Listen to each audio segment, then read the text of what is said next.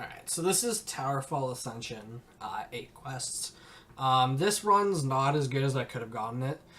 Basically, I wasn't able to do too many runs of this, because I just recently built my new PC, like, 2 days ago. Actually, I only got it built yesterday. And this game didn't run properly while it was being recorded on my old computer. It would run in slow-mo. So my old PB was just over 30 minutes. Which is, considering it should be, well, a 21-ish minute run, losing almost 50% of the run just to be in slow-mo is pretty bad. So this isn't a very optimized run, but it's not a terrible run either. It's within about a minute of world record, so this would be just after third place. Anyway, enough about that. Let's get into the run. So this is Towerfall Ascension. 8 quests requires getting to the end of the originally released maps. So it doesn't do anything with Ascension, which was a later released DLC, and it doesn't do anything with Dark World. So 8 quests requires you to go through each level, which is basically a horde mode, and it has a bunch of enemies spawning. The enemies will always be the same enemies. Locations are slightly randomized, but also manipulatable, and the enemies will always be the same. So you're not going to get enemies you're not aware of spawning. So some of the main tech involve just knowing the quickest way to kill some enemies, and also abuse of all of the super jumps / super dashes. They're all pretty much similar but different in terms of how far you can go and how fast they are. The main one you'll see me doing is well, there's one that you don't even realize is what I'm doing, which is just dash canceling in the air. So basically, how the tricks work is, you can see right there, I dashed really far really quickly. And how this works is, you have a dash, which is just tapping one of your shoulders, or I don't know what button is on keyboard, but it dashes you a little bit, and then you'll also catch any arrows fired at you in co-op or by enemy archers. However, if you cancel the dash by dashing again at basically the same frame, there's a couple frames difference, and that depends on how fast and how far you go. It will cancel the dash and make you go super far. It also allows you to dash again. So you'll see a lot in the air that I dash not quickly, but I basically have infinite jumps. So my goal isn't to get far, but it is to just be able to have a lot of aerial movement. Then there's also some jumps that require you to be on the ground or crouch jump. There's a lot of different movement tricks, and they all give you a lot of mobility here. Right there, I just out of habit of doing super jumps, I went too far and threw my body into him. Fortunately, I didn't waste too much time because I was able to use the explosion off my dead body to kill him, which wasn't planned at all by the death. It just so happens that that's where my body landed. Like I said, unfortunately, this run isn't as optimized as I'd like it. It does have some unfortunate deaths, but they don't waste too much time overall. So that level was a lot of jumping on enemies' heads just because of how the level is. You can usually just vertically drop on most enemies as soon as they spawn. We're going to go into the third level here. This level, all of the levels usually introduce an enemy or a mechanic. This one here is going to introduce the bomb birds, or the bomb eyes, and also bomb arrows. So you'll see there's a lot of breakable blocks there. Their bomb arrows will break them, and also the bomb enemies. So I'm just doing some super jumps there. As soon as the bomb arrows explode, I'm going to ignore all the enemies and open those 2 main areas, which allows for a lot greater mobility, and also just escapes. So it's important to note that you can get around shooting the bomb arrow enemies by jumping on them and then bouncing upwards or away, or sometimes even just taking a death and throwing your body at them, depending on how the level's going. But you'll notice I'm doing a lot of aerial just dashes and stuff, trying to get to and from areas here. I kind of whiffed that arrow, but it's alright. The ghost enemies will dodge the first arrow 99% of the time, so you have to fire 2 arrows, depending on how you do it. Sometimes, based on the position of the ghost itself, you can actually get the ghost to dodge into the arrow, so you don't have to waste 2 of them. So there I actually get pretty lucky, and I can knock one of the bomb arrow enemies into the other one. So like right there, when I was talking about earlier with the ability to do multiple dashes in the air, you'll see me do a couple of different times where I just dash in the air. So now we're moving into the slow-mo part of the level, which was the worst on my old PC because it moved in super slow-mo. This is the only part in the main campaign where you move in slow-mo. It makes it pretty important to be using your dashing in this. It also makes it pretty hard to keep track of all your arrows. Well, I guess it's not hard to keep track of the arrows, but keeping all of your arrows on you is a little difficult because you move so slowly. You want to kill everybody efficiently instead of being able to pick up your arrows all the time. Right there, I tried to dash on him or dash after I hit him, but I missed. I also jumped when I was dashing there for some reason. I meant to just shoot and dash, which is kind of the strat for here. When those 2 flying enemies spawn, you want to kind of shoot one and then immediately dash through that area there and kill the other one. For that one there, since I have bomb arrows, I just shoot it a little early so I can guarantee that shot. Since they are the last enemies anyway. So with that level done, we're going to move on to the next one, which is Mirage Tower, I believe it's called. Mirage Tower introduces the wings, which are give you even more mobility than we already have. It's going to start off introducing to different, basically bird characters, but not birds. Their AI works a little bit differently. And then it's going to introduce, right after that, it's going to introduce some advanced, I don't remember what the name specifically is, but they're scythe users, which are different than the knife users we saw in the 2 levels ago. So this area also introduces the bird enemy,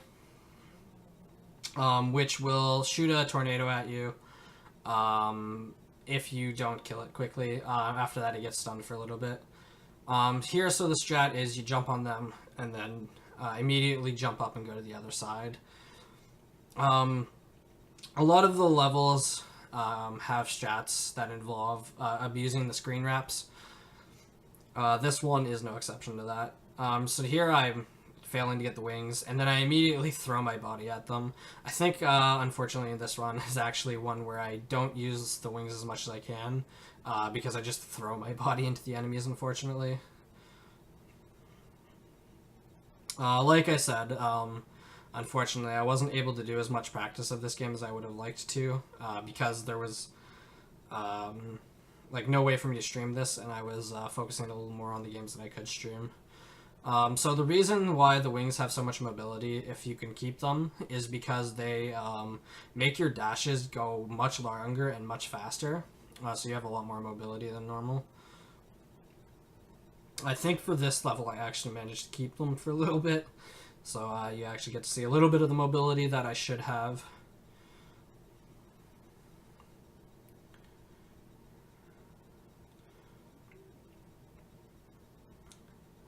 Just besides having, you know, aerial movement, I have a lot of movement on my dashes.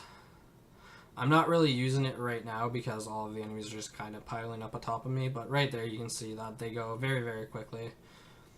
I guess it is important to note that I'm not even doing the fastest of the dashes. I'm doing just the most rudimentary, I guess not the most rudimentary. The most rudimentary is the one that just resets your dash, but the second most rudimentary super dash, which only gets you about halfway across the screen. And I'm just doing that, which is getting me very, very far very quickly. And then here I'm trying to jump on people's heads, and I'm just whiffing completely. So those enemies, will block the first shot. So you have to either shoot them from behind, shoot them. Actually, even shooting them from below, sometimes they'll block it, which is why I was trying to jump on their head there. Oh no, so this one's Mirage Tower. I don't remember what the name of the other one was then. This map is really awkward because there's not really anywhere to shoot these enemies as they come out. You have to shoot them from the air, which means you basically have to already be in the air once they're spawning. It also introduces those enemies which will shoot arrows that, arrows that bounce, as well as shooting 4 arrows in diagonal directions when they die. And those arrows also bounce, so it makes keeping track of all the arrows on screen a little bit difficult. You can dash grab them. Right there, I tried to dash grab it, but I dashed a little too early, so my the frame in which I can catch it was already done when I was trying to catch it, basically. There I just get a little unlucky by jumping on his head, because it was, at the time, it was the best idea until I exhausted my dash before he had shot, which basically meant it was an insta-kill because of the tight space I was in. This level also makes it a little bit hard to keep your arrows because of the archer.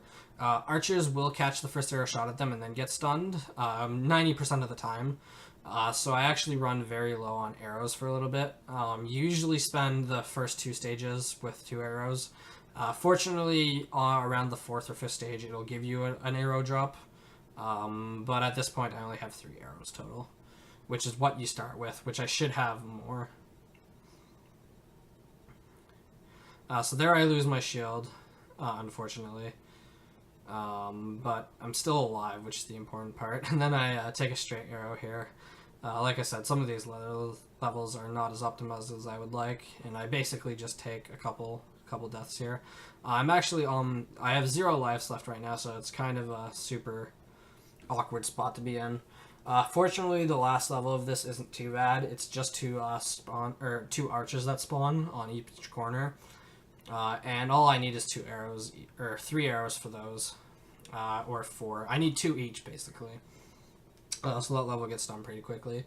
The next 2 levels are actually some of the easier levels, which is odd because they're near the end of the game. Right, yeah, I guess I'm at the end of the campaign here. This one here introduces bramble arrows, which they don't actually give you, but it introduces the bramble, which is basically areas that get just like that there, which when you touch it, you die. Those worms will move around and then spawn it underneath them from time to time. It also switches to green ghosts, which are almost identical to blue ghosts. That's about it. It does have a moving platform right there.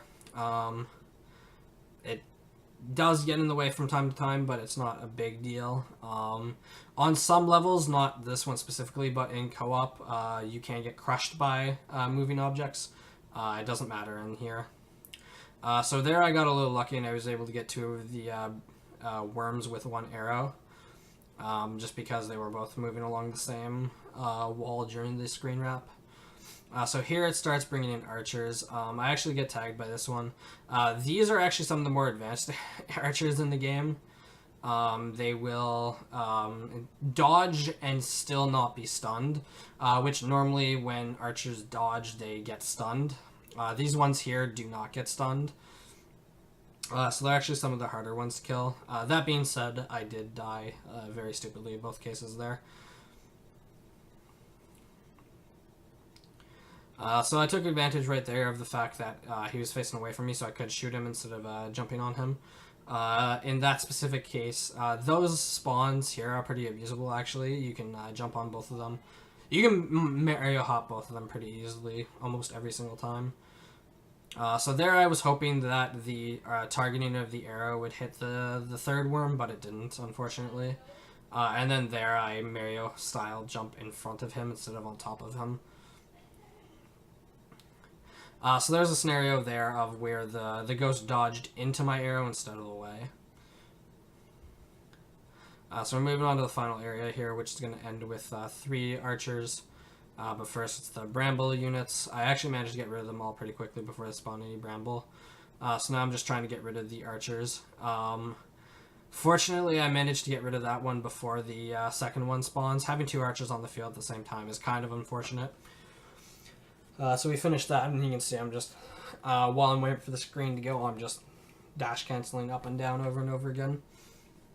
So we're going to go into the Frostfang here, which is actually one of the better levels. I actually really like this a lot. It introduces one of the most interesting arrows. It's kind of really unfortunate in multiplayer, or I guess versus mode. But here it's pretty cool, and it's drill arrows. So the drill arrows would drill through the level and go through the other side and hit enemies like that. I stupidly stand underneath the archer because for some reason I thought it was going to be a ghost. So I give that archer a free kill there. So this also introduces the moles. The moles are interesting enemies. They will do a roll attack if you get too close to them, which makes them unkillable and moves very fast. So the strat for those is usually just shoot a drill arrow in one direction so that it'll hit them from behind, and then either jump on or shoot the other one from behind. So there I shoot the drill arrow in a weird spot, which actually puts it in a very awkward spot. I'm sure you've noticed by now, but you can pick up all your arrows here. And I've basically just sent all of my drill arrows into really awkward places, so it makes it really hard to do the next little bit of this optimally, which would involve just a lot of shooting drill arrows at enemies. So now that I'm in a little bit of a repause, I'm going to try and pick up all my drill arrows. But I actually didn't realize where they were, so I was just trying to find them. And then I die really, really stupidly here to some of the weaker enemies while I'm trying to find out where all my drill arrows are. And then finally I realize that there's a chest there that has arrows that I can pick up.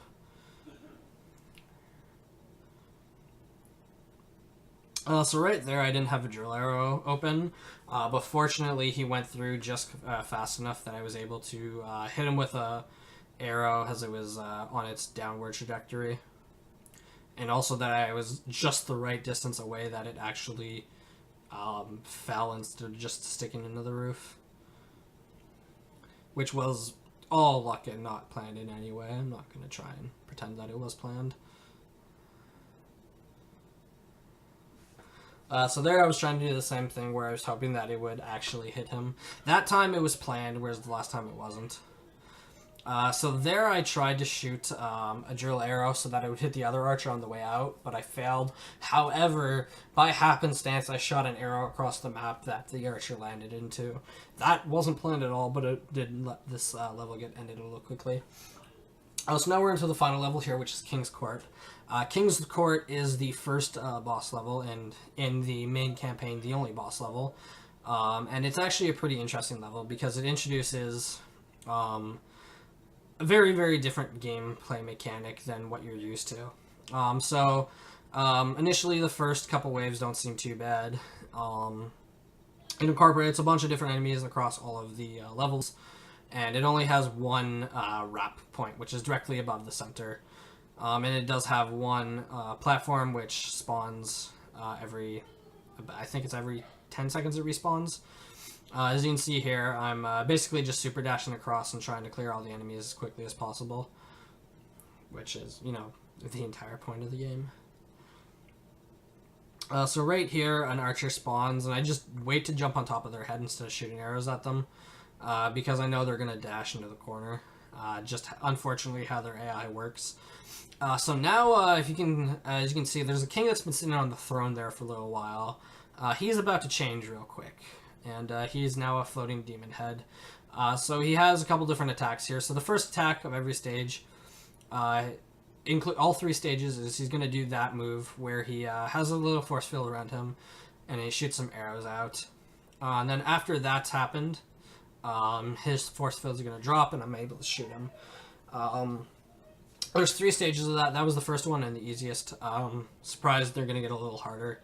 The enemy spawns right now are actually not too bad. I actually got really lucky there, and I was able to just hit the hitbox of the worm instead of hitting the bramble, because it's just slightly bigger than the bramble. So now on the second stage, he's going to start spawning red knife units. Fortunately, just the way that spawn happened, he immediately got shot by the own arrow. So now on the second stage here, he's going to start shooting explosive, I guess, grenades at us. We can shoot them away, but I'm not really doing that right now, because it just adds a little more danger to it than just dodging them, at least in the second stage. And then the third attack you kind of saw there was him shooting laser beams. He doesn't really get any of them off in the second stage unless you make a mistake, but he will in the third stage. So the second last wave, or the wave I just did, is actually one of the easier ones on this level, surprisingly. So now he shoots more arrows, he shoots more explosive bombs, and the unit's spawns increase. Additionally, I'm not able to get a shot off before the laser beams spawn sometimes, depending on my position and how close I was to get exploding. But also, additionally, the final one, his force field doesn't go down until after he's shot, which I timed my arrows a little poorly, so it does take me a little bit of time for me to pick them up. But I do finish this off without dying, or without wiping, fortunately. But yeah, so that's Towerfall Ascension 8 quests.